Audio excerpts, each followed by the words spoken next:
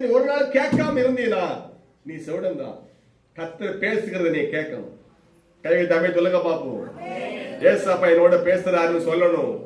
அப்பதான் நீ பாரு கேட்கிற திறனோட இருக்கிறாங்க அர்த்தம். ஹல்லேலூயா. இயேசுவை நான் பார்க்கிறேன் நீ சொல்லணும் விசுவாசத்துல. அப்பதான் நீ பார்வையுள்ளவன் அர்த்தம். ஹல்லேலூயா. கர்த்தருக்கு ஸ்தோத்திரம். வசனம் 6ல முடவன் மானை போல் குதிப்பான். முடவன் நான் முடவனா? ஹல்லேலூயா.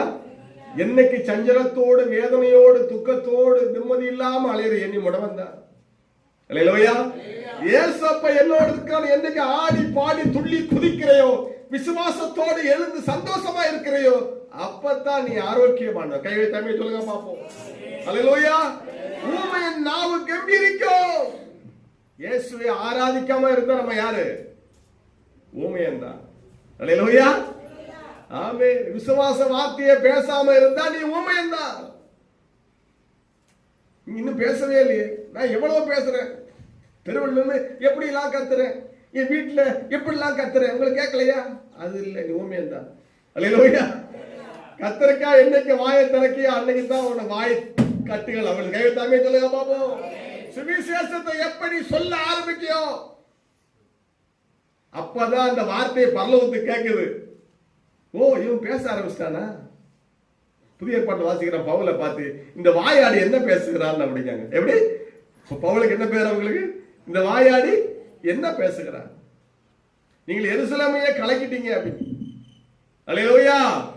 இயேசுவுக்காக என்னைக்கு பேச தொடங்குறியோ அப்பதான் நீ ஹல்லேலூயா உன் கட்டுகள் திறக்கப்பட்டு நீ பேசுகிறவனாய் மாறுகிறாய். அப்பதான் பரலோகத்துக்கு கேட்கும். இவ்வளவு நாள் வீட்டுல கத்துறதெல்லாம் கேட்காது. புருஷ பொண்ணுகளை சண்டையில கத்துறது, தெருவில் கத்துறதெல்லாம் கேட்காது. இவ்வளவுதான் எங்க ஊர்ல சொல்லுவாங்களே, நான் தெருவில் நின்று கத்து சண்டை போடுவோம், பயங்கரமா சண்டை போடுவோம், அதெல்லாம் கேட்காது. ஹல்லேலூயா. பரிசுத்த வார்த்தை தான் தேவனுக்கு கேட்கும். கர்த்தருடைய வார்த்தையை பேசும் போது தேவனுக்கு கேட்கும். ஹல்லேலூயா.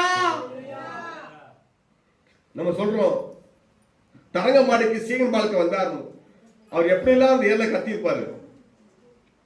பரலோகத்தை கேட்டது. இன்னைக்கு நம்ம சொல்றோம் எத்தனை நூற்றாண்டு? அது 1720 தெரியல, 15 நூற்றாண்டா 11 நூற்றாண்டு சரியா தெரியல. கவனிங்க, சீகன் பாலுக்கு தரங்கம்பாடி ஏரியாவில கத்துறது பரலோகத்தை கேட்டது. இன்னைக்கு கேட்குது. கைவத்தமே சொல்லுங்க பாப்போம்.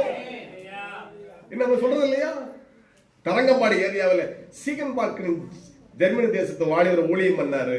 அவர் அங்கேயே செத்துட்டாரு. அவர் சரிதான் அங்கதான் இருக்குது. ஹல்லேலூயா.